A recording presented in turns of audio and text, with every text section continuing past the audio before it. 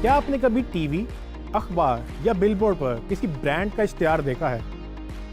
या आपने कभी गूगल, फेसबुक या यूट्यूब पर किसी बिजनेस को अपनी कोई प्रोडक्ट या सर्विस बेचते देखा है? अगर आपका जवाब हाँ है, तो आप जाने या ना जाने मगर आपको चीज़ें मार्केट की जा रही हैं। बिजनेस चलता ही मार्केटिंग से है, चाहे आप इसको ट्रेडिशनल मीडिया पर करें या फिर डिजिटल मीडिया पर।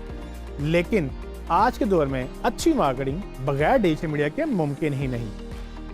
इसीलिए हमने ये कोर्स आपके लिए तैयार किया है ताकि आप भी जदीद दौर की मार्केटिंग, कम्युनिकेशन और टेक्नोलॉजी का इस्तेमाल सीखकर एक अच्छा डिजिटल मार्केटर बन सकें। इन टेक्निक्स को सीखकर आप एक अच्छी आमदन कमाने के काबिल हो सकते हैं, चाहे आप बिजनेस करें, जॉब करें या घर बैठ के ऑनलाइन फ्रीलांसिंग करें। मैं हूं उस्मान लतीफ़ और मैं आपको सिखाऊंगा डिजिटल मार्केटिंग, जो आज भी और आने वाले वक्त में भी हर बिजनेस की अहम ज़रूरत होगी। तो आज ही digiskills.pk विजिट करें और इस कोर्स में एनरोल करें।